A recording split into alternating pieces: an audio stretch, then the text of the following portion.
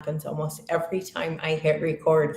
Hi, my name is Courtney, and I'm really passionate about helping women with invisible illnesses realize that you can still lead a pretty healthy and active lifestyle. It's just not going to be the one you had visioned for yourself, but time is going to pass regardless, and you're going to have to find a way to deal with this mess.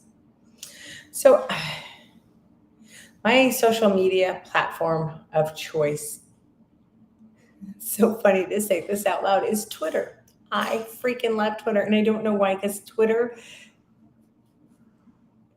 its reputation for being a cesspool is really pretty well deserved. But honestly, most people are pretty kind to me because I don't go out of my way often. I won't say never, but I very rarely will go out of my way to be ugly to somebody.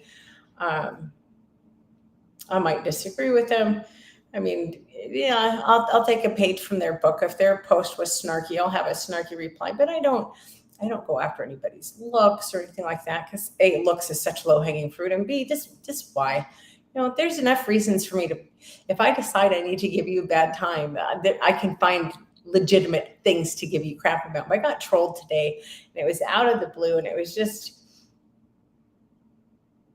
I don't know. It's funny because it happens rarely enough that I'm always surprised by it, which it shouldn't, because it's Twitter. But it seems like a good time to revisit the topic of important lessons that we can learn from mean people. This information is from thoughtcatalog.com. Number one, do not expect people to treat you as you treat them.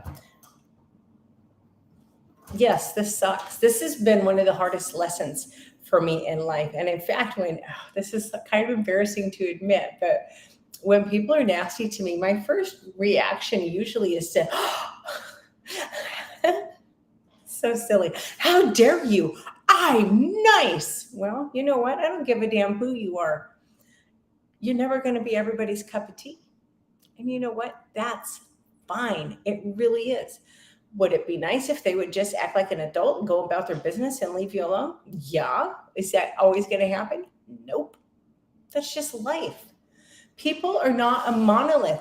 You can't expect them all to respond to you in the same way. What is it they say? People come into our lives, they're either a stressing or a blessing. Number two, even the kindest people have their limits. Dealing with jerks is going to test anybody's patience. And I'll be honest, I'm very kind and I try to be very generous when I'm dealing with other people, but I'm very short tempered. So, yeah, my limits are they're not that hard to test. But if you're the one that's somebody's being nasty to you, you got to remember it's okay. It's okay for you to get your feelings hurt. It's okay for you to be angry. It's even really, I mean, it's not ideal, but it's okay. If you lose your temper and respond in kind, you're a human being. Give yourself a little grace and just move on. Besides, it's easy to get stuck ruminating about these situations, but why? You're just giving someone who's a complete horse's ass that you probably don't even really know. You're giving them power over your life. Don't do that to yourself. Number three, you can't please everyone. It's not just a catchy saying, it's a fact. You cannot please everybody. There will always be somebody out there who doesn't like you. It doesn't matter how kind you are. It doesn't matter how generous you are, how loving you are, how successful you are, how whatever. There's always going to be people out there who are going to find fault with you.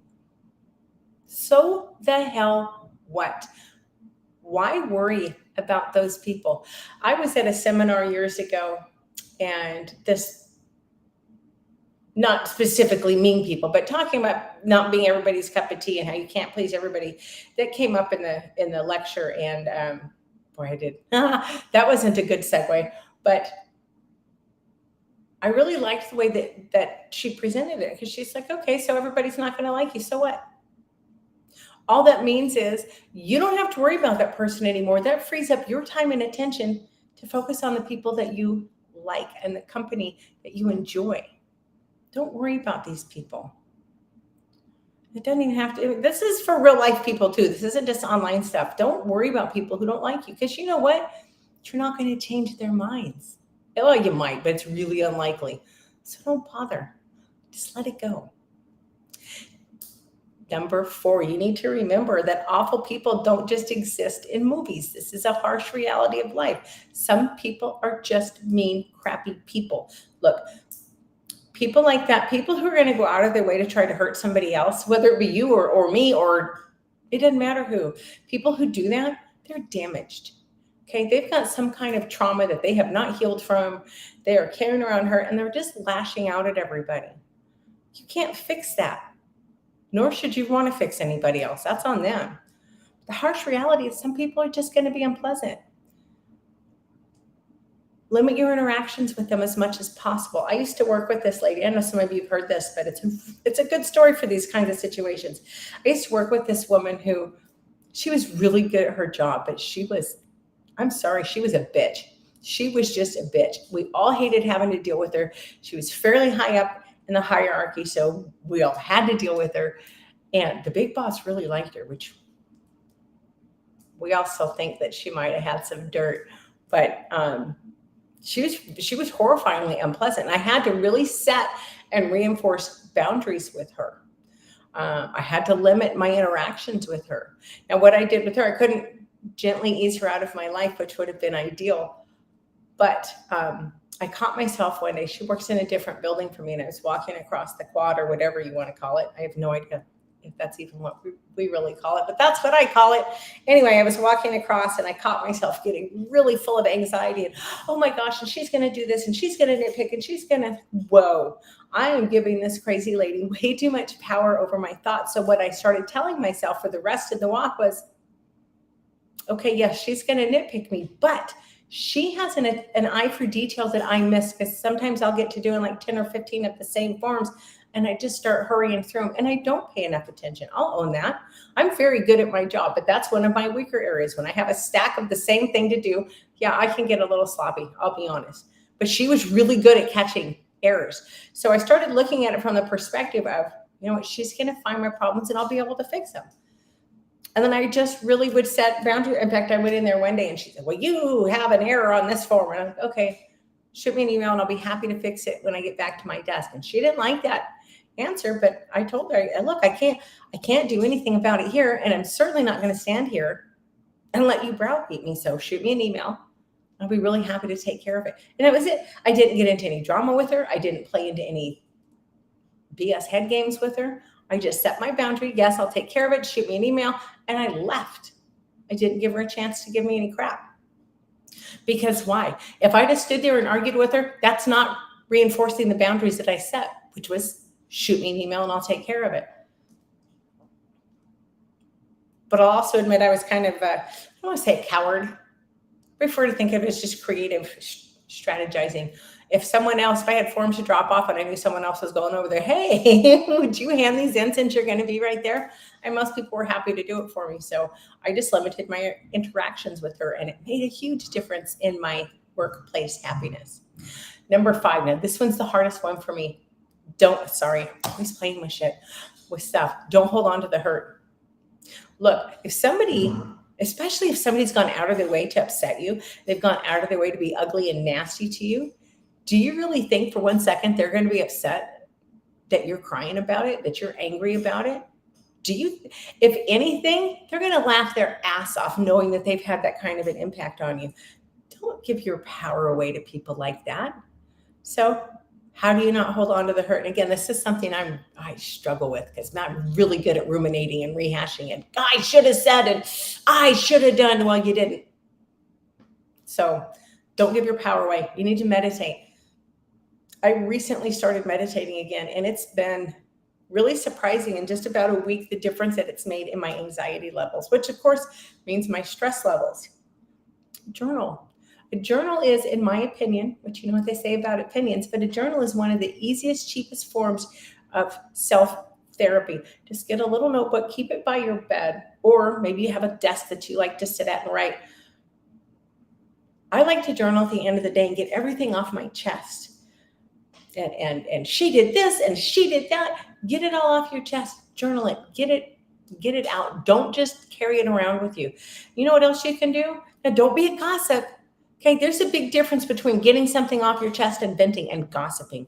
Do not be a gossip. Why? Because the people who are going to gossip with you will also turn around and gossip about you. But get a trusted friend that you can, someone that you can call once in a while and be like, oh my gosh, she did it again. Sorry, I'm in an office and the security cameras, one of them just flashed and it tripped me out because it caught my attention. Anyway, don't be a gossip, but talk it out with a good friend that you trust. They might be able to give you a little better perspective on the situation, because sometimes when our emotions get involved, it's really, really hard to see the bigger picture. My final point, and this is my final point, mean people teach us a lot about who we do not want to be. Thank them for the lesson, bless them, and move the hell on, because they ain't worth your time.